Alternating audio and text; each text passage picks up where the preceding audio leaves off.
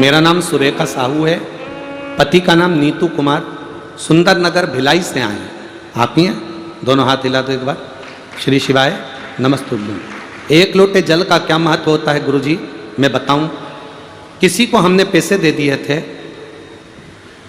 वो पैसा हमारा वापस नहीं कर रहा था और वो पैसे लेकर कहीं चला गया। ढूंढते रह गए, वो मिला नहीं। सालों निकल गए, वो पैसा नहीं दिया उसने, क्योंकि वो खुद भी कहीं चला गया था। अब करें तो करें क्या। तब किसी ने कहा, पंडाल में बैठकर कथा सुनने पर अपना नाम और गोत्र बोलकर, कथा के पंडाल में जब श्री शिवाय नमस्तुभ्यं महाराज बोले और बोले सब दुख काटो बाबा, तब अपने दिल की बात अपना नाम और गोत्र बोलकर बाबा से अपने मन की बात कहना वो सुनता है। हम उज्जैन की कथा में पहुंच गए। जब आप उज्जैन में कथा कर रहे थे तब हम उज्जैन की कथा में पहुंचे। सफेद पुष्प हाथ में लेकर बाबा से प्रार्थना कर कर अवधूतेश्वर महादेव का नाम लेकर हमने बाबा से प्रार्थना करी।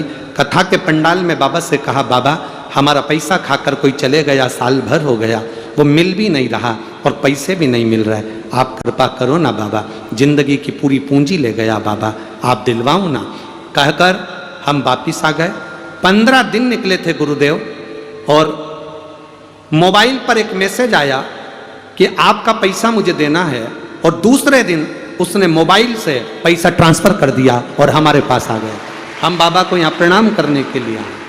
आ गया पैसा। एक बार दोनों हाथ हिला दो। श्री शिवाय नमस्तुभ्यं। बैठिए। शिव तत्व की प्राप्ति इसी को कहते हैं बाबा, शंभु इसी को कहते हैं। ये शिव है, औघड़ी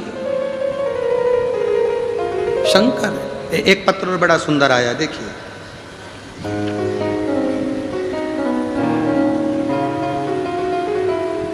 गुरुदेव, मैं योगेंद्र कुमार, रिसाली सेक्टर भिलाई, जिला दुर्ग, छत्तीसगढ़ का निवासी हूँ। कहीं बैठे हो तो हाथ हिला सकते हैं।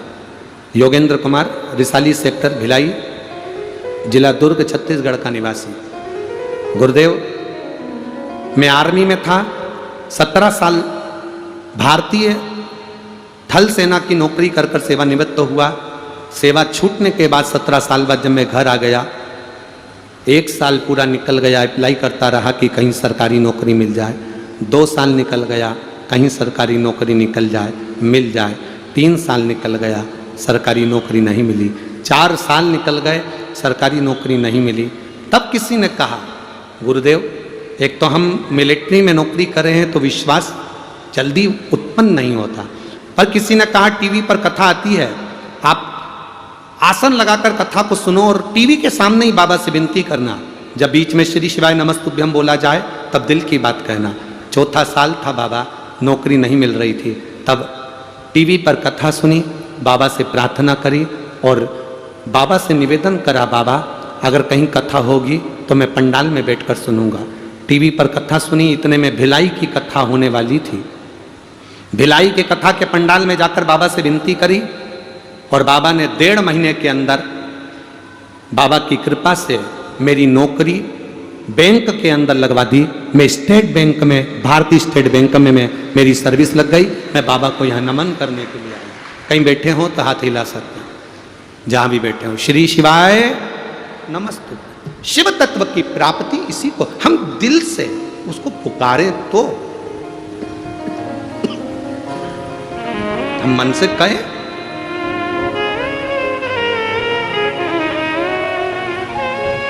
खाली न जाता कोई दर से तुम्हारे, खाली न जाता, आप भी बोलिए, दर से तुम्हारे, मैं भी खड़ी हूँ नंदी बाहें पसारे, अपने हृदय से लगा लो गिरा जा रहा हूँ, उठा लो।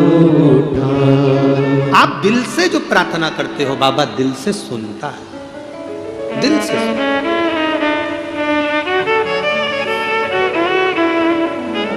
एक शरीर में हमारे किसी के शरीर में गठिया रोग हो जाता है, शरीर अकड़ने लगता है, किसी के बच्चेदानी में गठान पड़ जाती है, किसी के फेफड़ों में गठान आ जाती है।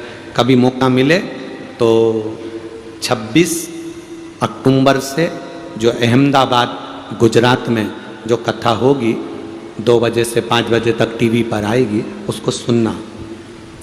जिसने शरीर में अगर रोग हो तो केवल प्रेम से एक सफ़ेद फूल लेकर कथा को सुनना और वो पुष्प शंकर जी के मंदिर में भेज देना। उसके 15 दिन में शरीर के रोग में अंतर आया कि नहीं आया, जांच कराकर जरूर बताना कि अंतर मिला कि नहीं मिला। उस कथा का नाम जो अहमदाबाद गुजरात में जो कथा होगी 26 अक्टूबर से, उसका नाम हमने चंद्रशिव महापुराण की कथा दी है। रोग मुक्ति के लिए, कैसा भी रोग उसका फल क्या होता है श्रवण। सुरभि घूम रही थी, कश्यप मुनि को देखा, कश्यप बाबा को देखकर, कश्यप ऋषि को देखकर, सामने बैठे हुए कश्यप बाबा संध्या कर रहे थे। सुरभि उनकी आराधना को देखकर प्रसन्न होकर उसने अपने दूध को पृथ्वी पर गिराया। जैसे ही सुरभि माता का दूध, गौ माता का दूध, कामधेनु का दूध पृथ्वी पर गिरा तो उसकी गंध बहते बहते कश्यप ऋषि के सम्मुख में पहुंच गई, कश्यप बाबा के सामने पहुंची।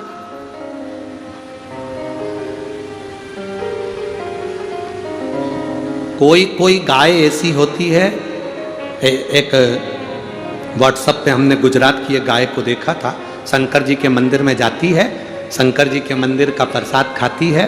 पशुपति व्रत हो रहे हैं ना आजकल, तो पशुपति व्रत में बहुत सारा प्रसाद चढ़ जाता है, तो पंडित जी उसको पशुपति व्रत का प्रसाद लाकर खिलाते हैं और उसके थन के नीचे बर्तन लगा देते हैं। गाय के थन को हाथ भी नहीं लगाते और गाय दूध देना प्रारंभ कर देती है।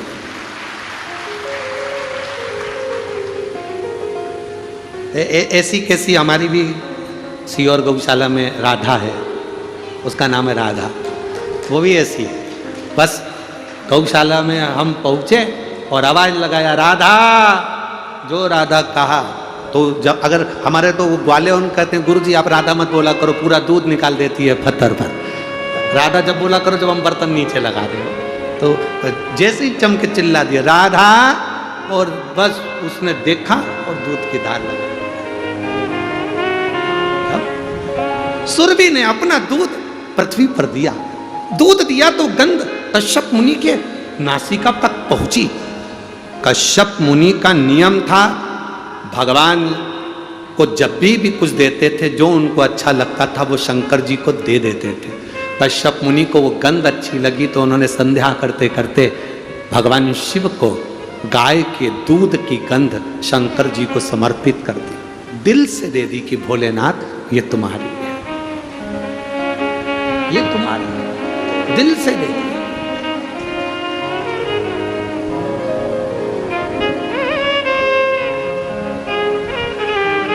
कश्यप मुनि के शंकर भगवान को गंध देते ही शिव जी को जैसे ही सुरभि गाय के, कामधेनु के गाय के दूध की गंध जैसे ही महादेव को कश्यप मुनि ने दी, शंकर भगवान प्रकट हो गए, सामने प्रकट। शिव महापुराण की कथा कहती है, लोग कहते हैं शंकर जी को दूध चढ़ाने से क्या होता है। शिव महापुराण की कथा कहती है शंकर को अगर गौ माता का एक बूंद दूध भी चढ़ जाए तो शंकर प्रकट हो जाते हैं और प्रसन्न होकर वर देते हैं।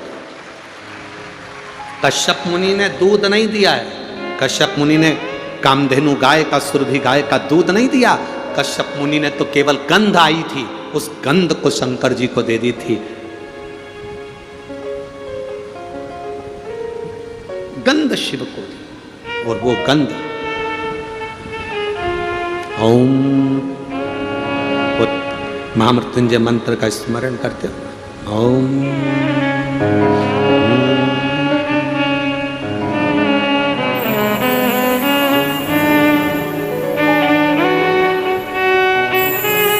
स्पीड से नहीं बोलते, हमेशा धुन के द्वारा मन में गुनगुना लेते हैं। आज के ज़माने में लोग माइक पे चला देते हैं और चल रहा है, कोई वॉशरूम में है, कोई गलत जगह पर है और उसका भोग उसको भोगना पड़ता है। ऐसे ये बोले और आप मन में ध्यान लगाकर इस मंत्र के साथ चलिए। एक बार वापिस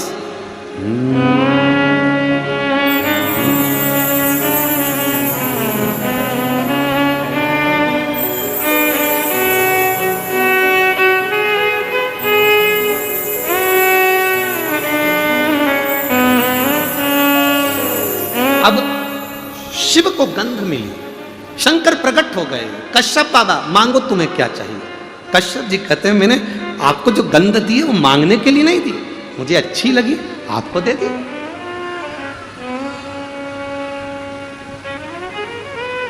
मुझे अच्छा लगा मैंने आपको दी। बाबा प्रसन्न हो गए। शंकर जी ने कहा कश्यप बाबा मेरा मन करता है ये सुरभि आपको मिल जाए। कश्यप ऋषि ने कहा कि ये सुरभि मुझे मिल जाए, अगर मैं सुरभि से विवाह करूं शर्त एक है, आपको सुरभि के कामधेनु के गर्भ से जन्म लेना पड़ेगा तो मैं सुरभि से शादी कर सकता।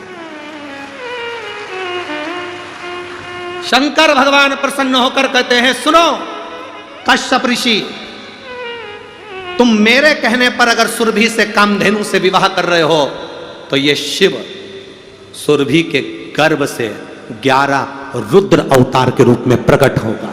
ये शंकर 11 रुद्र अवतार के रूप में कामधेनु गौ माता के उदर से प्रकट होंगे। शंकर के 11 रुद्र अवतार हुए थे, कपाली, पिंगल, भीम, विरूपाक्ष, अस्पात, अहिवर्धन्य, शंभु, चंड, भव, शास्त्र, विलोहित, ये 11 रूप में 11 रुद्र के रूप में सुरभि गाय के गर्भ से मैं प्रकट होऊंगा, परंतु पहले आपको सुरभि से विवाह करना पड़ेगा। भगवान कश्यप ऋषि कहते हैं अगर आप कहते हो भोलेनाथ तो मैं विवाह करने को तैयार हूं, कम से कम मेरे घर में सुरभि के गर्भ से 11 रुद्र अवतार प्रकट तो होंगे, इससे बढ़कर सुकून और क्या। खबर पहुंचाई भगवान देवादिदेव महादेव ने दक्ष प्रजापति के पास में। दक्ष प्रजापति अपनी धर्म पत्नी वीरणी से कहो विवाह की तैयारी करे। सुरभि का विवाह, कामधेनु का विवाह कश्यप ऋषि से होने की तैयारी होने लगी।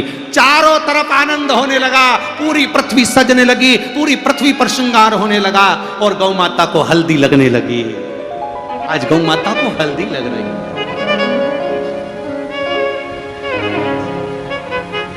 सुंदर ओढ़नी गौ माता को, ओ मैया श्रृंगार तेरा लाल, ओ मैया श्रृंगार तेरा लाल।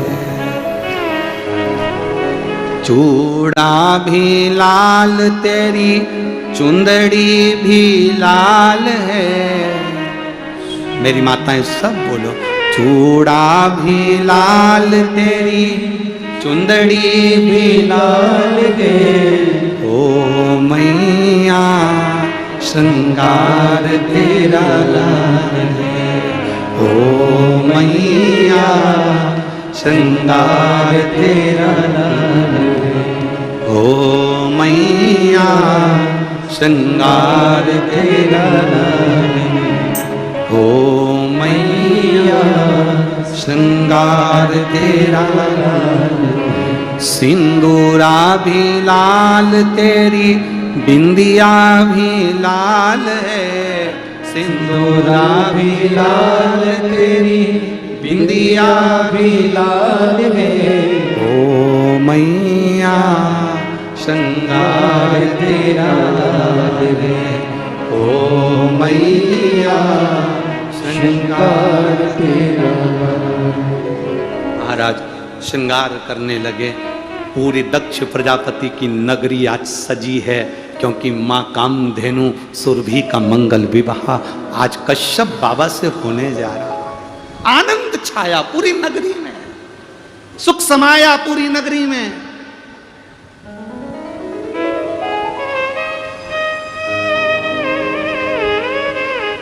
सुरभि